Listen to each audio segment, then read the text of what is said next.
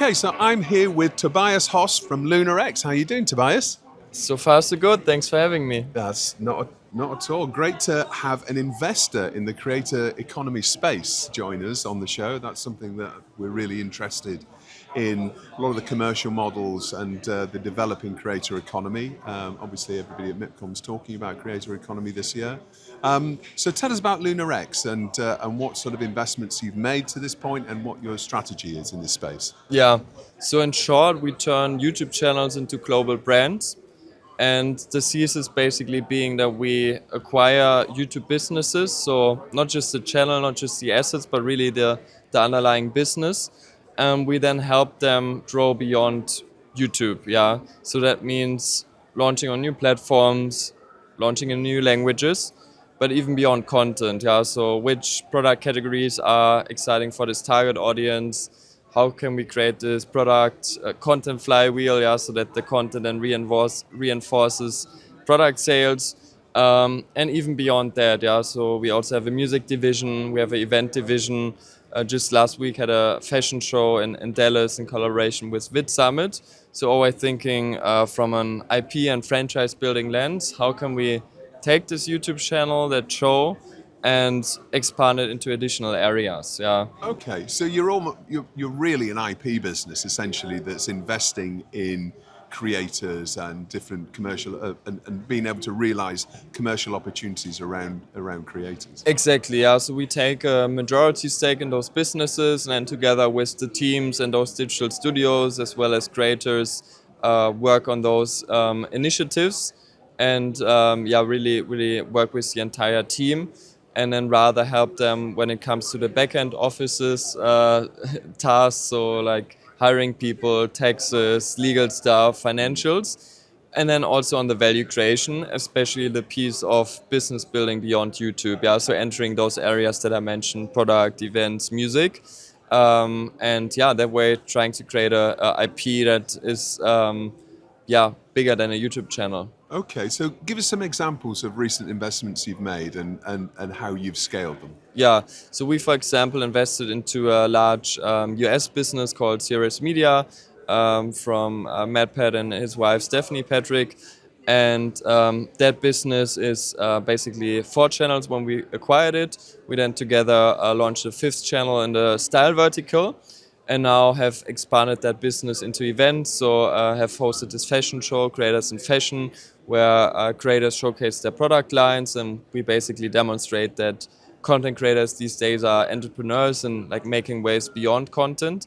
Then we also do have a product business there. So we just revealed a few weeks back our Seriverse product platform around the same IP, Theorist Media, where we do our own branded products. We call it products because it's like higher quality. We don't consider it as merch, but products.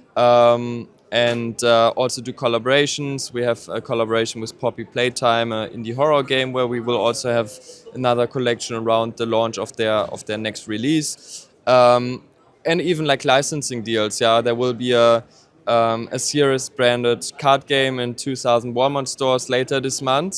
So it's really about, okay, hey, what is that audience about? What do they care? And how can we take this channel beyond? Yeah, and so with Serious, for example, entering events, entering licensing, entering products, and like even content syndication and dubbing. Yeah, so bringing it onto new platforms, Roku, Amazon, Tubi, bringing it into new languages. So there we've basically done many of those levels. For another IP, an educational one called Economics Explained, I, for example, together with the team produced an original. There we had a co-production deal with Curiosity Stream, which is an educational streamer. Also launched spin-off channels, launch in new languages. So yeah, it really depends on the channel and the audience, but we always then try to look at those different areas to create a franchise and IP on top of that YouTube channel. Okay, so how, in terms of genres that there's quite a wide range of genres you mentioned there. I mean, are there specific genres that you target? Yeah, so as of now we have 3: kids animation, education, and edutainment. In the early days, we focused on kids content because back then, the Moonbug Candle Media example was very present, and we thought, okay, hey, kids content is the way to go because there was this prominent example and 3 billion, I guess, exit to to Candle Media back then. But we then figured out that our expertise and background works better for non-kids content, and then pivoted towards the educational and edutainment content, which we now focus on, given it's a little bit easier. There's less regulation, and you can do all of these kind of things I mentioned easier than in the kids space, at least for us. So now we focus on positive impact, YouTube first, educational content, I would say, or at least some kind of educational touch, so that you don't regret consuming the content, but That's safe. you have some kind of You're lesson. looking at that as brand safe, essentially. Yes, brand safe and like positive impact. Ideally, there's some kind of transformation. After the video, ABC, you're able to do this and that. So that it's something where it's positive content, so to speak.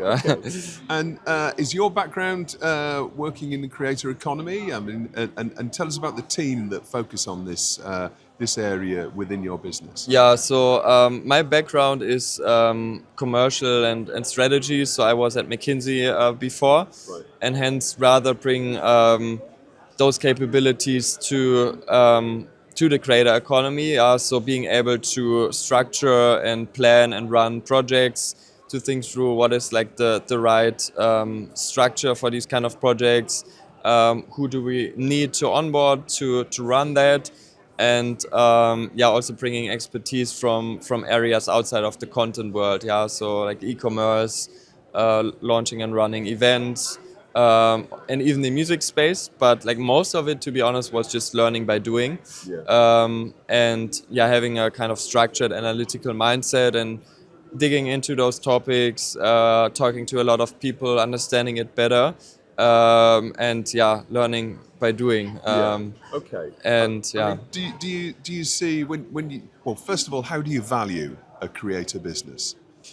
So there's different approaches, but I think most of it ultimately is multiple based, as you would value any business. So like, what is the EBITDA, what is the operating profit of that business, and how risky is that business, and then you basically pay a multiple on that. So let's say a business is dependent on one person, it's dependent on one platform, and it only has one revenue stream. Say it's like a one-man or one-woman show with AdSense revenues on YouTube, then this business rather maybe has a multiple of 3 to 4 because it's very risky. Whereas if you have a business that is present on many platforms, has diversified revenue streams, so not just ad revenues, but maybe already a membership and maybe products, as well as a strong operating model with a team and like codified knowledge and processes, then you might be talking about like creator economy companies that we've seen exit for 20 and beyond. And so it's a big range, but ultimately depends on the business, its characteristics, its growth outlook. But that's the range we see in the market. Okay. And as I said earlier on, MIPCOM is focusing on the creator economy for the first time. How do you see this space evolving in the next year, for example? I mean, clearly you're here as an investor. I mean, are you having meetings with creators here, or because are there that many creators here? I know there are some. We've met them and spoke to them, but tell us what you're doing at MIPCOM. I think it's figuring out that conference, and so it's mostly for business development purposes and also meeting creators. But given that YouTube also is present this year, we felt like, okay, hey, that might be a good signal. And I also heard from other contacts in the space that they will attend the first time this year. So we also wanted to check it out. And it's mostly like business developing, meeting creators, potentially negotiating co-production deals, finding platforms that are willing to work with YouTube channels and maybe come up with like a new format where we then can use our reach to promote their platform or their like streaming services. They finance the project. Yeah, deals like that I think are interesting to many creators and YouTubers. So that's how we look at it. And I think both ways, traditional media can learn from content creators in digital media and the other way around. So for example, content creators, I would say, can learn when it comes to franchise building, what more traditional companies are really good in, how to then take that IP, put it into products, put it into experiences like Disney, for example, and build a true franchise across media, as well as thinking through programming well in advance, having like clear formats, which some content creators like approach a little bit differently or a little bit more chaotic and messy. So operationalizing that and putting that structure might help many content creators to professionalize their business. And I think that way, like both worlds can learn from each other. And like traditional media, then rather having this mindset of piloting things, looking into data, using YouTube maybe as a testing ground, and only greenlighting big productions thereafter. So being a little bit more nimble, being a little bit more agile, I think is something some more traditional players could test out. Yeah. And finally, I mean, with your background in McKinsey, you do look a lot at research and insights and growth of this market, because that's obviously the wider opportunity. I mean, where do you see the business going in the next 12 months then, when it comes to the creator economy and the opportunity for you? Yeah, I think in general the space is strongly growing, and like Goldman Sachs is, I think, projecting that it will be like a massive market, $500 billion, I think, 500 billion in a few years, and so I think the space is growing, and we rather consider other players in the space as peers instead of competitors. So I think it comes down to being open-minded, collaborating, and there's enough space for everyone.